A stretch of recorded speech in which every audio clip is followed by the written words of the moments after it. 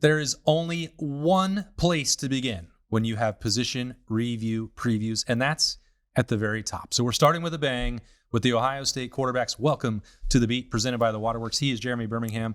I am Austin Ward. A Heisman Trophy finalist is back. That seems pretty good. That's the place you want to start. If you're looking for a guy to lead the way, and, you know, as we talked about on Tuesday night, a fairly difficult Ohio State schedule, Julian Sayin, who I think if you go back to the 2025 season, you have 1 week at the start where you're like, well, we don't know what we're going to get. And then you like, hey, that was actually pretty good. And then you got like 11 weeks of just being like, wow, that's freaking awesome. And then you got 2 weeks where you're like, but is that enough? And it's kind of crazy now and at the end of January to be having that conversation a little bit, considering how good Julian was throughout the first 12 weeks of the year. But at Ohio State, the standard is championships. It's winning championships. It's winning trophy games. And Julian Sayin beat Michigan and lost 2 trophy games. And so I think there's probably more questions about him heading into this winter workout session and spring football than I would have anticipated. But he's still the clear-cut leader of the offense. He's still the absolute going to be Ohio State starting quarterback. There's not going to be a controversy. There's not going to be any open competition. It's Julian's job. But maybe nobody on the roster is in a position where they need to elevate their game more from the final 2 games to now or the next game than Julian Sayin, which, again, it's like a weird catch-22. I guess it comes down to, yes, there are questions. Does that mean that there are doubts? Because I don't feel that way. I know that the way Julian Sayin handled or did not handle the pressure in Indianapolis against Indiana or in Arlington against Miami was not good enough. But I'm not of the mindset that he should have been a finished product at the end of his first year as a starting quarterback. And we can look back and say that that's, too optimistic, that I am not being critical enough of Julian Sayin, or it's just wishful thinking that he's absolutely going to get better in year 2. But like 2 years of college football and 1 year of playing, what he accomplished in those first 12 games, to me, tells you what the foundation is going to be. And then you saw the areas that he needed to improve over the ensuing 9 months to get ready for September 5th or September 12th going to Texas on the road. And it's natural that you're going to take steps back on that journey. It is not a linear growth curve and nonstop progression. I thought he was way ahead of where Ohio State itself thought he was going to be in year 1, not just because he went to the Heisman Trophy, not just because he completed a 1,000,000% of his passes.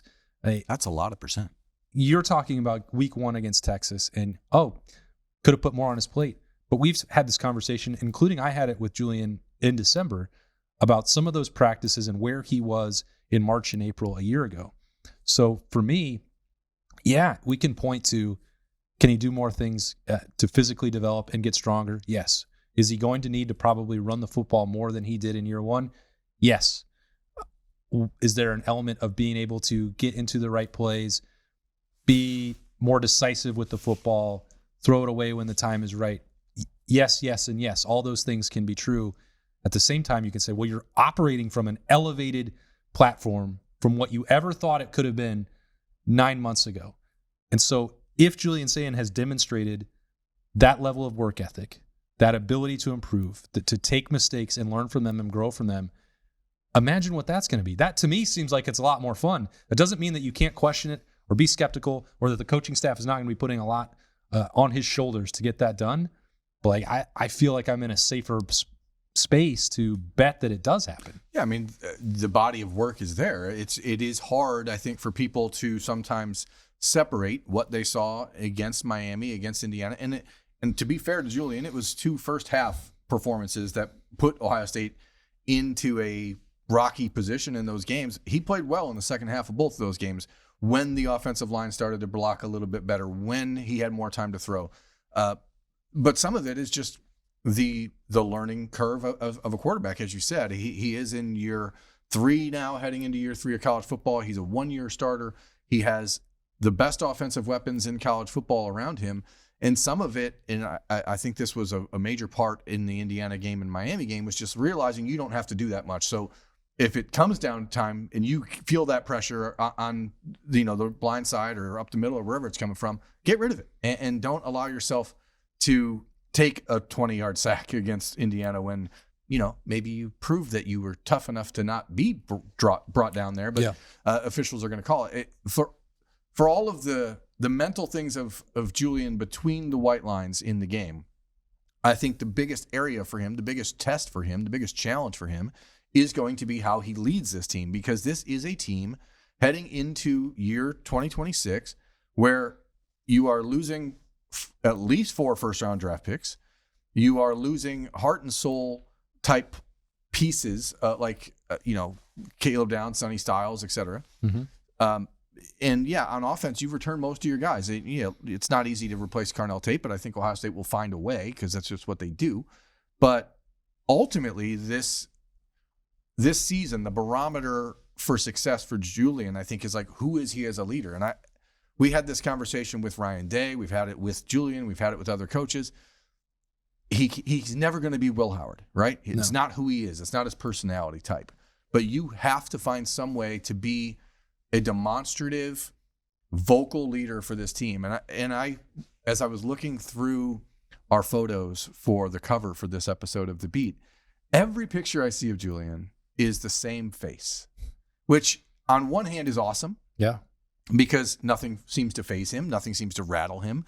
He's getting sacked 86 times in the first half against Indiana and Miami. Did not change his face. Did not change his face at halftime. Didn't change his face after those games that they lost.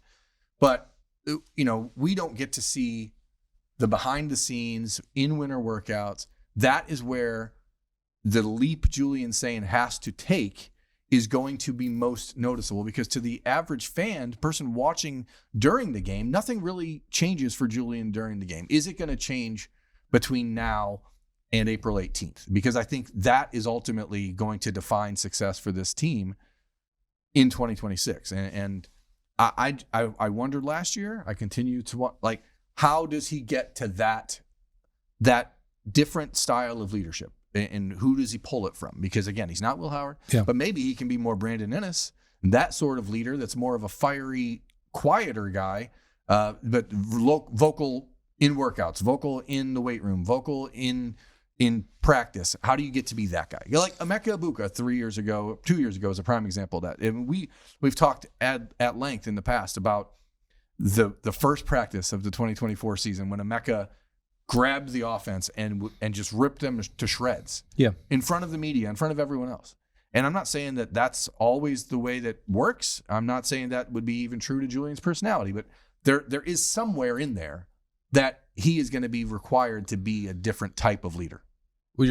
That's the job of being the quarterback, being the signal caller, being the face of the franchise. It does help that Jeremiah Smith is around to do some of that for Ohio State. Austin Sierreveld is a returning captain. Brandon Ennis is a returning captain. You could make a case that, well, maybe Julian Sayin doesn't have to do that. But I'm not going to make that case, because your quarterback does have to set the tone. Even on that team that won the national championship with Will Howard, you could look around and there were so many veterans and so many guys who had spilled it for Ohio State for years on both sides of the football, including you started with Emeka Egbuka there. I'll say this, that was not the mentality that Emeka had on day one when he showed up on campus. That is developed, that is earned over time. And I know it gets into, vibe territory and psychoanalysis. Like, how do you learn to become a better leader? What does it take to step out of your comfort zone and talk? I don't know. I saw Julian Sayin get better at it, honestly. Yeah, I think about you said the expression never changed. I felt like it did. From August, sitting down for the first time in front of 50 media members, which, again, nobody likes to do. Nobody's ever going to be comfortable at it. And that doesn't mean anything necessarily once you get in between the lines. But the way that he had to handle that, and I compare it to he had to be the spokesperson for the program after the losses at Lucas Oil Stadium, at AT&T Stadium. So, well, your quarterback is going in there. He has no choice but to face those bullets. And the way that he talked about it, and some of the emotion that he showed, and some of the analysis that he provided about the way that game went, was very different and a lot more professional and a lot more polished. And I think those experiences, again, it'll sound too optimistic. And if you think that way, I understand it. You have to go through some of those setbacks, and Ryan Day calls them scars. But you learn through mistakes, and there's no way you're going to grow as a quarterback if you don't lose games, if you don't get sacked, if you don't make bad decisions. The things that he has to learn from, you're going to have to go through that process to get to the other side. So that's part of why the last 2 games, I think, have made it so difficult to evaluate and talk about Julian Sayin, is that they've overshadowed everything that came before that. Where in August, when the conversation was about him and Lincoln Kienholz and is the quarterback competition legitimate or not legitimate, or last spring, he hadn't done any of those things. He hadn't proven it. It was all a fact-finding mission. And it was why the national expectation for what was a successful year for Ohio State, there was opinions all over the map, because you had to replace Will Howard and you didn't know how that was going to be done. I think Julian Sayin gave people in Columbus and across the country a lot more reason to think that he could do that. And then suddenly a few of the unfinished parts showed up. Yeah. I mean, we talked throughout the season and quoted Ryan Day multiple times where he talked about you shouldn't have to lose to learn a lesson. Like, learn the lesson in the win. And that's just not fully possible. It's not, because especially not at quarterback, and especially not for a guy that has to stand in front of the national media and the local media at a podium in Dallas and say, well, this is why our season's over. And there is something to that. There is a lot that I think Julian Sayin matured as a spokesman for the team during the season. If we could go back to last summer or last spring, and when we would have our sit downs with Julian and the Woody, like, he looked at times like a deer in the headlights. And that's not easy. And I want to be clear, like, you got 50, 60 media members circling you, asking you a ton of questions, most of which are you can't answer. You're not allowed to answer, because you're told don't answer this or answer this way. Yeah. He certainly got a lot more comfortable. And I think that will pay benefits for Ohio State heading into this spring and this winter, because, you talk about Emeka or Cody Simon, guys like that when they had been through a ton to get to that point where the guys on the team listened to them and respected them. Will Howard, that was an accelerated course in leadership. Okay. Julian Sayin is heading into year 3. This is on the right timeline. Like, this isn't like, well, now he really needs to step up. Like, this should happen naturally at this juncture for Julian, because he's put in the time, he's put in the results on the field. He's suffered the scars. Like, it's all there. And so now you still have Jeremiah Smith and Chris Henry Jr. and Kyle Parker and Devin McEwen and Brandon Ennis and all these other guys. So now you just have to make sure when it hits the fan in these winter workouts, those first mat drills, when Mick is tearing you apart, are you the guy at the front of the line? And that is, I remember last year in those spring practices, they'd have the quarterbacks doing drills, and Lincoln was generally the guy at the front of the line, and Julian was not always right behind him. Sometimes he was the last guy in the line. It doesn't matter. Those are things that we are like nitpicking because we're like, oh, we get 5 minutes to see what they're doing in practice. Let's make a decision. Yeah. But like, you have to be that you can't be the guy at the back of the line this year. You are the face of the entire Ohio State football program, because Sonny Styles is gone, because Caleb Downs is gone, because Arvell Reese is gone. Like, it's all going to be on the offense this year. Like, especially this first half of the season, while the defense figures out its identity and who it is as you try to replace another 9 starters for the second straight year. Yeah. So, like, it puts a ton of pressure on Julian, and I don't think he's ill-equipped to handle pressure. I am hopeful that what he learned last year will help him better apply what the Ohio State team needs out of its leadership, because I think he's capable of doing it. I just don't. Sometimes it's like, well, I lead this way, and that's great, and maybe that works somewhere else, but how does it work with this team? And like, it's not like he can know that right now, because here we are, it's January 28th, and 50 of his teammates he just met. So like, it is a sped up process, because with the transfer portal, you just lost 31 guys out of the portal. You lost 8 guys from your starting defense. You signed 28 new freshmen. You signed 17 guys from the transfer portal. You're like, who the hell are all these people? So these new guys come in, and who's the person they're going to look to? And it has to be Julian Sayin. Yeah. And to be honest, and to be fair to Julian, he's going to have a different level of credibility with with those new faces and with his teammates. Yeah. Not just because of the good, the first 12 games, earning a ticket to New York City and being a Heisman Trophy finalist, but also facing the bullets and losing. The success and the failures and the way he's responded to that, which again, will all still be determined over the next 8 months, how he bounces back, the improvements that he makes. That's why, feels like we're overly critical of someone who has started 14 games of college football as 12-2, was the freshman of the year in the Big Ten. I guess the reason is this is the highest, most scrutinized, highest profile, most important position in all of college football, being the quarterback at Ohio State. It comes with the territory. So it's a little bit what you're saying. Could that leadership work somewhere else where the level of pressure on your shoulders is different? Of course. But he's not trying to win somewhere else. He's trying to win for Ohio State. And so we've seen what that looks like. They're not all the same. JT Barrett in the pregame speeches were as fiery and as profane as you've ever heard in your life. That wasn't really the way that Dwayne Haskins led. Justin Fields was doing it with a lot more rhythm and a lot more dancing. And then you look at others and passing the torch and Kyle McCord and the way that we've been critical of that. I think he was trying to lead like the others and not in his own way, and he struggled with that part. And then Will Howard took it to a whole nother level. I'm not saying that anyone has to do it any specific way, and you said that as well, but there's not going to be any compromise. The quarterback at Ohio State has to be on your short list of best leaders. And we've said being unflappable is one of his greatest strengths. I think showing emotion and leading with emotion, that's probably the part that he's going to have to get more comfortable with, because I don't think that you can truly lead a team that is full of alphas by sitting back and letting other people do that if you are playing the most important position on the roster. And that's really the question. Where are the other alphas on this roster right now? Who are they? Because we don't have a true sense of everyone they're going to be. Well, that's what all the position reviews are. That's right. That's what we're doing. Position preview review. Sometimes you just have to take a look back and say, okay, well, this is how this worked. This is how this worked. For me, for example, what's worked for me is having an app that works with Awaken 180 telling me, hey, it's time to eat. Yeah. Don't eat this. Don't eat that. It's having a coach like Mandy who tells me, hey, you're doing great. Let's keep going. What about this weekend? Do you have any big plans? Are you and your wife going out? You're going to have a trouble figuring out what to eat here? Helping me.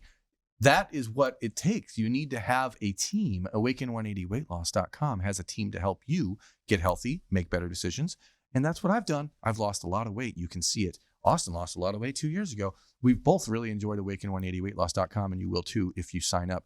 The question is this. It works. You're talking about a team. So it's not just Julian. Right. It's not just Julian. But the question is this. Brass tacks it for me here. I want your honest opinion.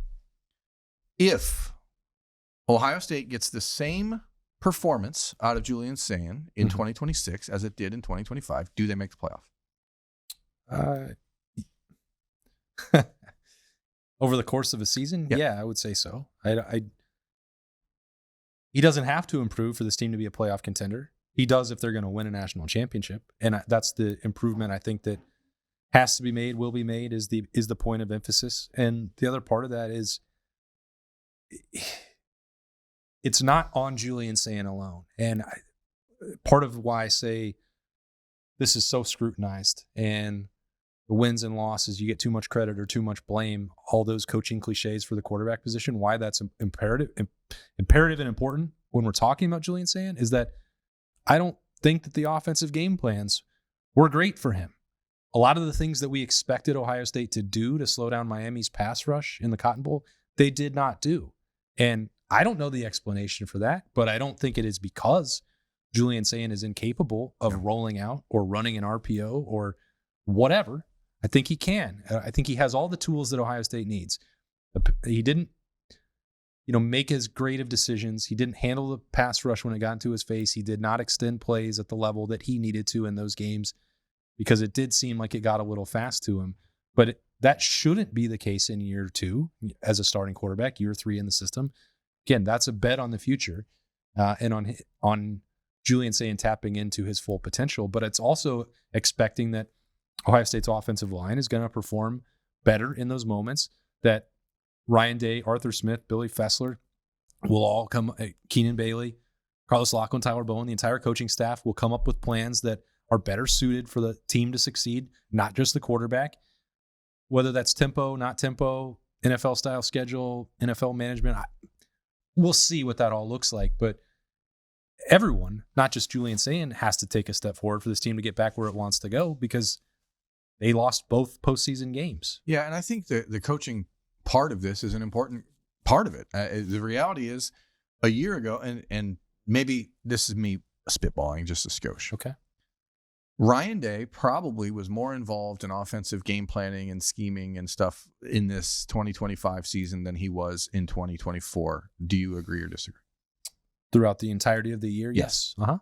How much less time did he get to spend with Julian Sayin than he did with Will Howard because of that? I don't know. I don't know either. And so this is just me wondering, if you have an offensive coordinator like Arthur Smith coming in that you are going to trust to do your scheme, to do your plan, to get yourself and your team ready for the upcoming week. One of the things that happened all the time with Justin Fields, with CJ Stroud, with Dwayne Haskins, was that Ryan Day worked with the starting quarterback. It was his guy. Yeah. And the rest of the room worked with the quarterback coach to get ready and to help prepare the team the other way.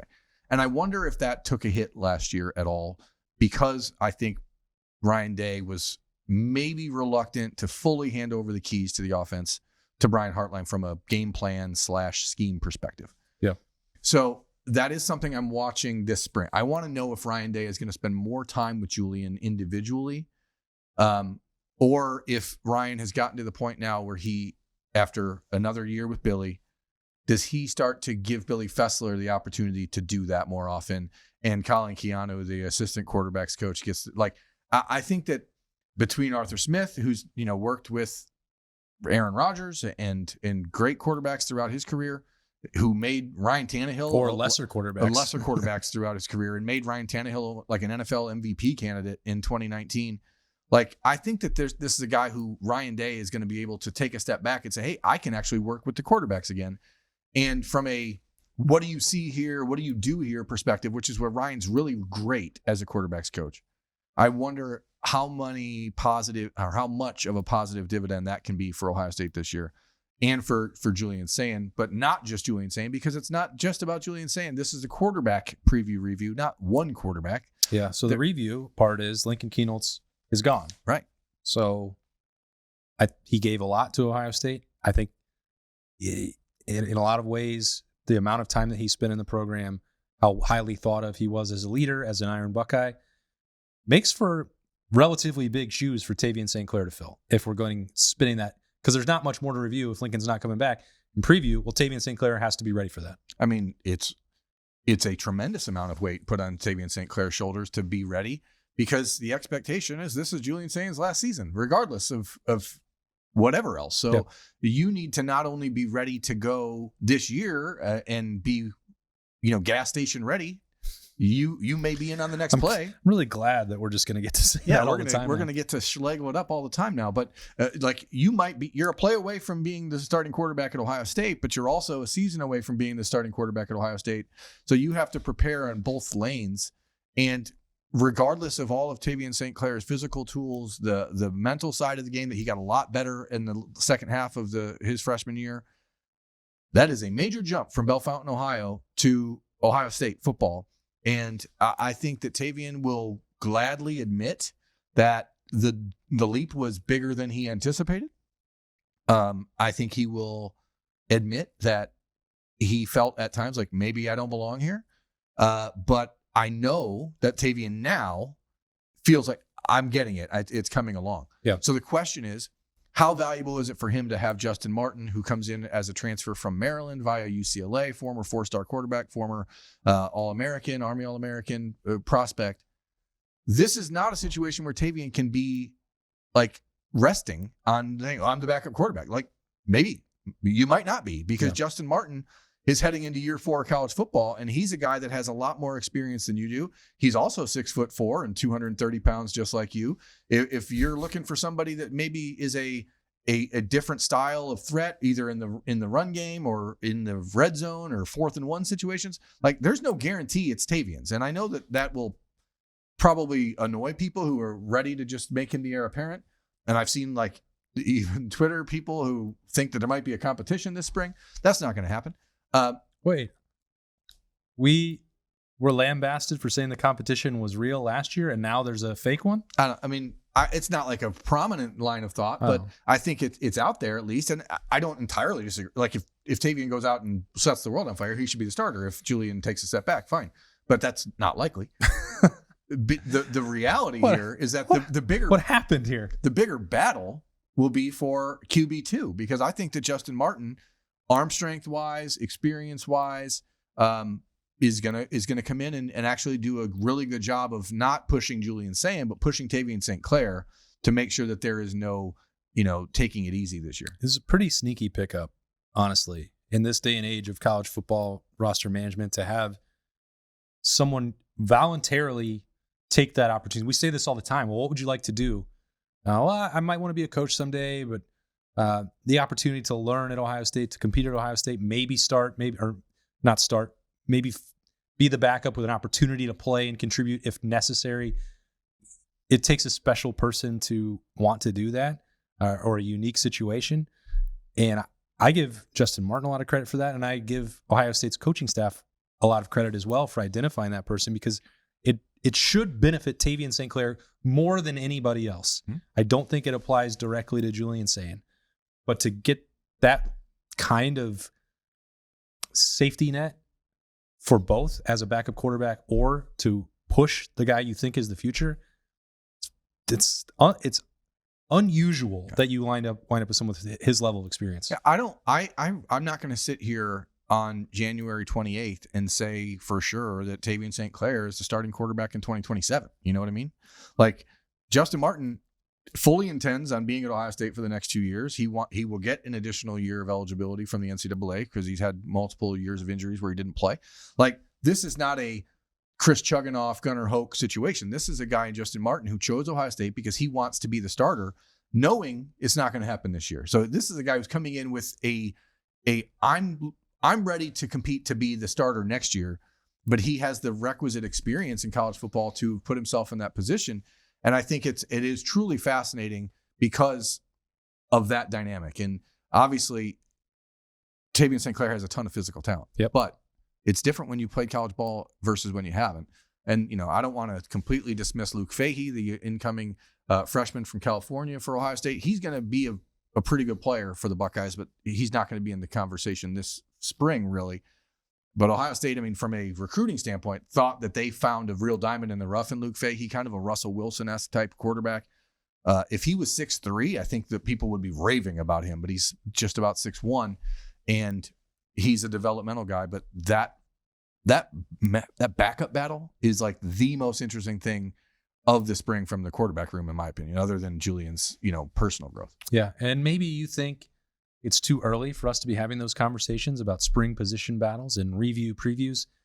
But I was doing the math, and we would need to do 2 to 3 of these a week to be ready and done in time for the start of spring football, which is going to be kicking off before spring break again. So Ohio State's adjusting the schedule back. So also January just went by like that, and it's gone. So it was time to start getting into it, and we will have a couple of these every week. There's still going to be plenty of news for us to dive into, and we will on the beat and on Snap Judgments.